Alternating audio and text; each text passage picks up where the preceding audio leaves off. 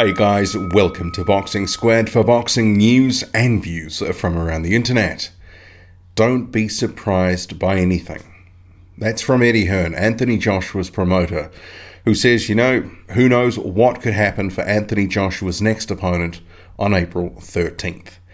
Actually, at this point, I'd be surprised if it wasn't something unexpected, because there has been an inevitable sort of feeling about all this that if Dillian Whyte beats Derek Chisora at the end of this month, that is the opponent for Anthony Joshua. So Boxing Social has spoken to Hearn, and he's effectively said, don't be surprised.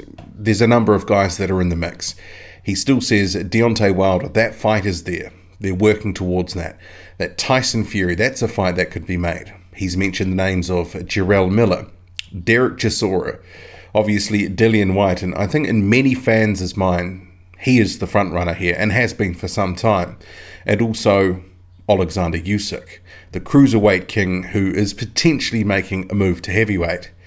So with all this, I just wonder, is this just more window dressing by Eddie Hearn here? Because the way it's going at the moment, he's putting up a brave face in terms of Deontay Wilder and Tyson Fury, but it is becoming apparent that it's more likely that a rematch between those two is going to happen. And that's something that was in the minds of fans, for the last couple of months, that whoever won that fight was likely to call a rematch. Obviously, we had a controversial split decision draw, but the way has been cleared for that rematch by the WBC, who says it will sanction an immediate rematch. And Frank Warren, he's off saying that the WBC has ordered it. I don't believe that's the case, but that fight would appear a likely option for those two. And in terms of Anthony Joshua with those two, well, Frank Warren is saying that there has been no approaches from Eddie Hearn at this point for a Tyson Fury fight. So is that really on the table? Not according to Frank Warren, who says, anyway, I'd want 50% for Tyson Fury, and Deontay Wilder is also asking for 50%. And given Eddie Hearn is saying he wants everything wrapped up by the end of this month for an opponent to be announced for Anthony Joshua, Fury, if they're not even talking to Frank Warren at the moment, very unlikely. Deontay Wilder, he says he'll take that fight if he's given 50-50, but a couple of weeks to make it feels unlikely. We've got Jerel Miller here. Eddie Hearn said he's actually coming to the UK. He's going to be in town, that sort of thing. I just don't think Miller has done enough. I just don't think Miller is really in the running here. He actually needs a performance against someone that fans rate. He needs to build some interest for that fight, because at the moment it's Anthony Joshua versus a bit of a question mark, because Jerel Miller has spent 2018 fighting guys that largely no one wanted to see him in with. You've got Bogdan Dinu most recently, Thomas Adamek before that, and he blew off a Kubrat Pulev IBF eliminator to take that Adamek fight.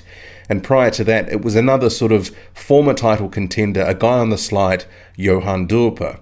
And that ended up being the first 6 rounds of that fight competitive, but then Duhaupas faded badly and Miller dominated him in the second half of the fight. So really, there's very little buzz behind a guy like Jerel Miller right now. I actually think he's had a very disappointing year. Sure, he's inching his way closer to a title shot, but he's not growing a fan base. There is no buzz for a Joshua and Miller fight.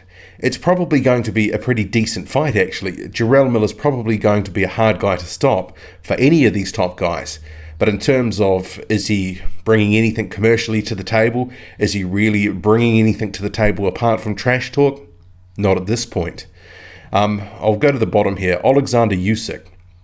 This is a name that Eddie Hearn sort of tossed in there and said he was still in the mix, but Usek has actually been out in the media in the past couple of days, sort of trying to dampen down some of the speculation about his move to heavyweight, because there has been some chatter in the past couple of weeks that Usek is potentially a favourite now to fight Joshua in April. But Usyk's been out of the media saying, actually, I don't even know if I'm moving to heavyweight yet, still making up my mind, and I don't necessarily want to jump straight into a Joshua fight. So certainly there's some question marks there about whether Alexander Usek is really in the running at all. His name seems to be bandied about as a guy, just as a sort of, there's a bit of window dressing going out here. There's a lot of names, but how many are really in the running?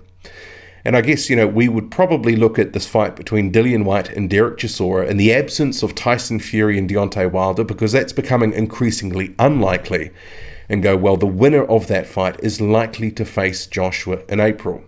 And this is where it comes back to, there's been an air of inevitability about it, because as soon as that fight was made, well, even before that, Dillian Whyte was the favourite in many fans' minds as the fight that was going to happen for April, because Wilder fight, Fury fight, they didn't really look that viable just because there was too much of a distance in the negotiating positions on the money, the splits, all that sort of stuff.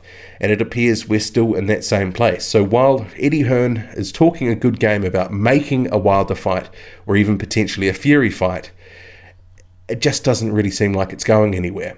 So if Dillian Whyte, if he comes through against Derek Chisora and beats him well, he certainly is probably going to be the guy that fights Anthony Joshua in April. And Derek Chisora, if he somehow manages to score the upset, well, it could be him. But then again, I mean, do people want to see that fight on pay-per-view? I've been pretty vocal before that I'm not really interested in that fight. If Joshua's fighting just twice a year, I don't want to see Joshua and Chisora. That just does nothing for me. And there's another spoke to this that makes it likely that the winner of that fight is going to fight Joshua, because Joshua is going to be ringside. So this headline from a boxing scene, Joshua will be ringside scouting the Whyte-Chisora rematch. In terms of what is being said here, Eddie Hearn says, if we get Wilder, who is our number one choice, fantastic. If we get Fury, who is our number two choice, brilliant. If we don't get Wilder or Fury, then the winner of December 22 is a must. You have to say the winner of Whyte-Chisora is the number 4 heavyweight in the world. Eddie Hearn's statements. Yeah, I don't know about number 4 in the world. You could make a case, I think, for Dillian Whyte, given some of his work. Derek Chisora off the back of the Takam win and the Whyte win. I think you could place him inside the top 10, but I don't think he'd be the number 4. I actually think Derek Chisora is a shot fighter. I actually think he's shop worn. He was shop worn a couple of years ago. David Haye may whip him into better shape, and this may be a competitive fight, but it's the sort of fight that, Derek Chisora, if Dillian Whyte fights him up close, that's right in his wheelhouse, so he could look potentially pretty decent in this fight. But if Dillian Whyte is really a top 5 guy in the division, he needs to go in there, look impressive, take Chisora out with a pretty decent knockout, hurt him, put him into retirement, because really that's the sort of statement he needs to build what would be some adequate hype and buzz for a Joshua fight. You may recall there was the poll recently that Joshua did after his Povetkin fight saying, hey fans, who do you want me to fight? And Dillian Whyte was in the poll, but a very distant third. 5% of the vote went to Dillian Whyte. 42% I think it was, went to Fury, and just over 53% to Deontay Wilder. So the fans have already spoken on this, that Whyte is way back in the weeds in terms of an opponent that fans would like to see.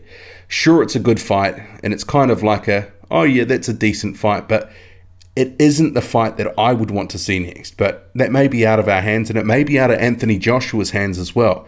It may be out of Eddie Hearn's hands as well.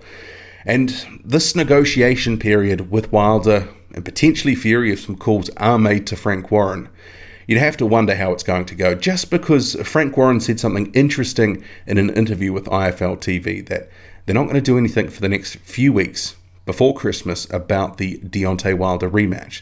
That they're going to give Fury a break, he can have some time off, and they will address the specifics of a deal in 2019, the start of 2019. And in some ways, I'm sure this has been discussed between Warren and Finkel about what they're going to do and when. It leaves Eddie Hearn in a bit of an unenviable position, because he's pushing publicly for these other fights, Fury and Wilder, all the while saying that he's got this deadline coming up. So eventually he has to pull the trigger on the Dillian Whyte fight, if that in fact is the fight for Joshua for April. And there will always be a quarter of fans that are going to say, well, he never wanted those other fights. They were always going to fight Dillian Whyte in April. And in some respects, it kind of has felt like that in a way, but just because it's been too far apart on the negotiating front for these other fights. And at 50-50, the demand from Wilder and Fury, Eddie Hearn and Barry Hearn saying they're not going to do silly deals. We're just not going to see Anthony Joshua in with those guys until they get something that they're happy with. It's just a reality. They're going to have to overpay to get Wilder and Fury in a mega fight. So, interesting times, but it does appear, even though there's this talk of all these opponents, and remember there was talk of wild cards and wild cards, but it appears that it really is coming down to a shorter list, and you can take some of these names off here instantly. And certainly the winner of the Chisora and White fight is odds on. That's where I'd be putting my money. How about you? Drop a comment, loud and often. Hit like, hit subscribe, follow me on Twitter, boxing_squared. I'm out.